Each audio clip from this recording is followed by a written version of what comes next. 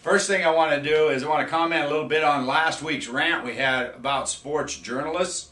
I just want to prove to you that I'm coming from a position of strength on this. And what makes me the new sheriff in town is because I was the old sheriff in town.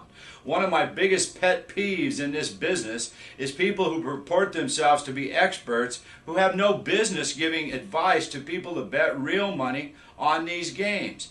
And there's no worse outlet than the Las Vegas Review-Journal newspaper.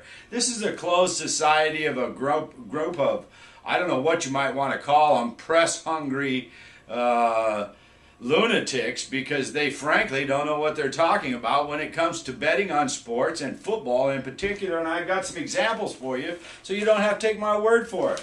Here we're looking at Friday's paper for Saturday's college game. At the top it says, this week's best bets, and they have 4 guys there who are supposedly well known.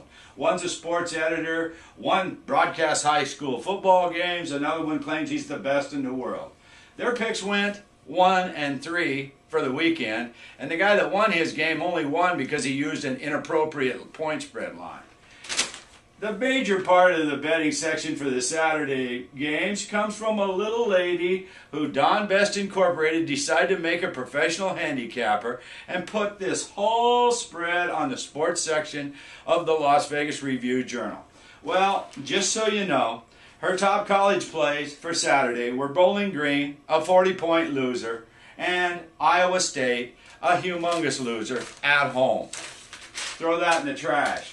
Now to further make my statement about these people who claim to be experts that aren't, and then I'll follow up with my credentials. We're looking at Sunday's paper here. You can see the check marks. The local analyst who wrote this article went 5 and 10 on the weekend's games. They also have 10 people who they pick off the street.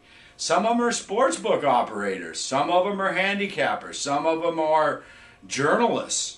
Anyway, each one of them picks 5 games for the weekend's action in the NFL. 5 of these guys had a record of 1 and 4. One guy went 0 and 5, and that one guy just happened to be the head bookmaker of one of the largest sports books in this town.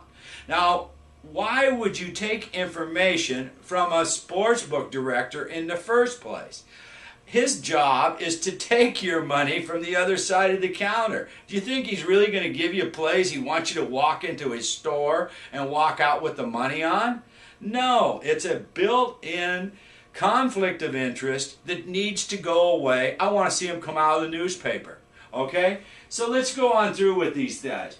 5 of 10 went 1 and 4. The local bookie went 0 and 5. Out of the 50 selections between the 10 handicapping experts, they were 15 and 35. Now you try to make up the rest of the season after going 15 and 35 betting real money. So take this newspaper and these guys who call themselves experts, throw it in the trash, and find somebody that you can count on that believes that he's going to try to make you money. Now, what puts me in a position to say this? Because I've been involved in every part of this business for over 35 years, from here to the islands. And the reason I'm back in Las Vegas now is because the islands are all set up. And actually, the islands are the ones that make the line for the sports books here. And everything is really done from offshore.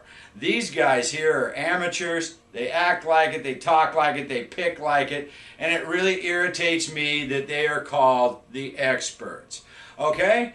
So if you really want to check out some background, go to www.dennistobler.com. You'll see about 30 years worth of experience and expertise that nobody can put up to compare with. So that gives me the authority to call these losers out